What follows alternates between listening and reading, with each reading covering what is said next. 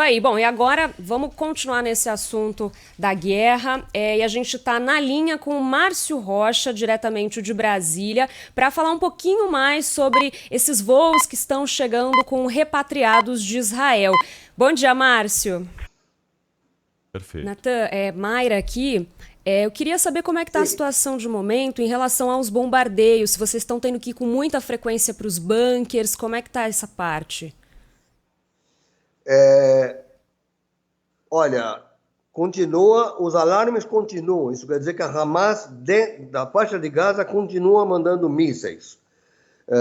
Pois é, Zaidan. Então a gente está acompanhando aqui na Rádio Bandeirantes desde cedo, é uma cobertura intensa desses conflitos no Oriente Médio e a gente vai atualizando todas as informações aqui no Bandeirantes. Acontece até às 5 horas da tarde e a principal informação do dia, Zaidan, é justamente esse ultimato dado pelo governo de Israel, 24 horas para os civis deixarem a cidade de Gaza.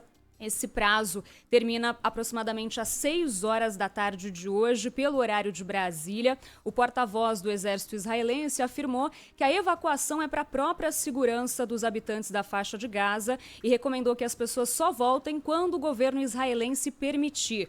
Os palestinos temem que essa ordem seja um indicativo de que o exército israelense vai invadir Gaza por terra. No norte da faixa de Gaza, então, como você disse, Zaidan, vivem cerca de 1.100.000 pessoas e na cidade 677 mil pessoas. Então, clima muito tenso no Oriente Médio e no mundo todo nas próximas horas por causa desse ultimato. E a gente já tem informações de que parte da população, de fato, está tentando ir para o sul da faixa de Gaza, rumo à fronteira com o Egito, a maior parte a pé, porque falta combustível. Alguns em caminhões, são imagens de caminhões abarrotados de pessoas e já é uma situação muito difícil justamente pela falta de combustíveis, de água, de energia, às vezes até de alimentos, vários pontos também destruídos pelos bombardeios nessa rota. Muitos estão tentando chegar na cidade de Rafah, que fica na fronteira entre a faixa de Gaza e o Egito, então cerca de 30 quilômetros entre Gaza e Rafah. A pé, num percurso direto, daria ali cerca de 7 horas. Mas não é um percurso fácil, tem vários obstáculos no caminho, toda essa questão de falta de água, falta de comida. Então, vários países, incluindo Brasil, União Europeia também, já se manifestaram dizendo que 24 horas é muito pouco tempo para essa evacuação. Inclusive, a Organização Mundial de Saúde também se manifestou dizendo que é impossível evacuar pacientes vulneráveis, por exemplo, de hospitais, Aidan. E entre essas pessoas, né, Zaidan, tem brasileiros, um grupo de 28 brasileiros que ainda está aguardando na escola católica na faixa de Gaza para ser resgatado e levado para o sul da região. Mais cedo, a brasileira de 18 anos, a Shahed Albana, conversou com o grupo Bandeirantes e relatou a apreensão no local para eles conseguirem sair. A construção fica na área delimitada por Israel como território a ser esvaziado pela população. Então, esse território que a gente vem falando, a Embaixada do Brasil na região tenta uma operação de resgate e retirada dos nacionais para uma casa mais segura, mais ao sul da faixa de Gaza. O grupo perdeu o contato com o motorista de ônibus que faria o resgate. As irmãs da igreja já saíram para outra igreja e a gente ainda estamos esperando pelo ônibus para sair daqui. E recebemos uma notícia que fala que teve um ataque na rua que a gente ia usar para sair daqui. A Shahed Albana contou que estava com a irmã e a avó idosa na escola. De acordo com a jovem, a embaixada tinha conseguido a casa de um brasileiro na cidade de Khan Yunis, no sul da faixa de Gaza, para receber o grupo de brasileiros. O embaixador arrumou um lugar, uma casa segura de um brasileiro para nós em Khan Yunis.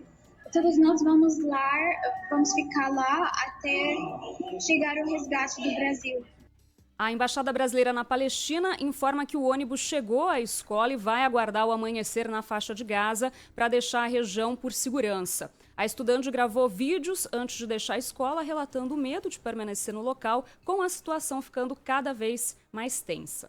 E a gente teve hoje também, bem cedinho já, a confirmação do Itamaraty, do Ministério das Relações Exteriores do Brasil, sobre a morte da terceira brasileira em Israel, a carioca Carla Stelzer Mendes, de 42 anos, que estava desaparecida desde o último sábado, quando a festa que ela estava, que é justamente aquele festival que aconteceu perto da faixa de Gaza, foi invadido pelo Hamas. Pelo menos 260 pessoas que estavam nessa festa morreram. Entre essas pessoas também mais 2 brasileiros, Hanani Glaser, de 23 anos, e Bruna Valenu, de 24. Então, todos estavam nessa festa. A Carla era a única que ainda estava desaparecida, que ainda não havia informações, mas hoje, então, a gente teve a confirmação do Itamaraty, que ela também foi encontrada morta. Ela tinha um filho de 19 anos, que faz parte do exército de Israel, morava na cidade de Bet Erzer, a 46 quilômetros de Tel Aviv, já há 11 anos. E a gente tem aqui, Zaidan, um dos últimos áudios que ela enviou, teria sido para a amiga Shiran. A gente tem um trechinho aqui desse áudio. A gente saiu correndo, eu tô aqui no meio do mato com outras 2 pessoas e o Gabriel. Tipo assim, não pode ir pra direita, não pode ir pra esquerda, está aqui no meio esperando e com medo de ninguém vir matar a gente. Então aí o trechinho do áudio que ela mandou para uma amiga dela, esse teria sido um dos últimos áudios que a Carla enviou. Ela estava acompanhada do namorado israelense Gabriel Azulay, com quem ela tinha um relacionamento já há 6 anos, e ele também foi encontrado morto na quarta-feira.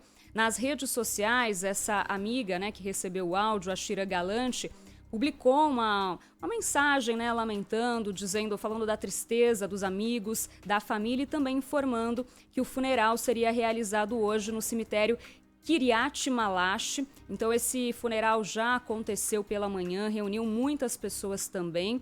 E para falar um pouquinho da Carla, a gente recebeu um áudio de uma amiga dela, da Ana Bretas, que chegou a viajar com a Carla para a Argentina.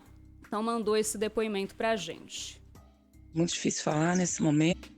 Esse é o Bandeirantes Acontece, e o comentário do Zaidan vira podcast. É o Entendendo a Notícia em todos os agregadores de podcast, site, YouTube e Facebook da Rádio Bandeirantes. Agora são 4 horas em ponto, a gente vai para o intervalo rapidinho e já já a gente volta com ele, com Milton Neves, aqui no Bandeirantes Acontece.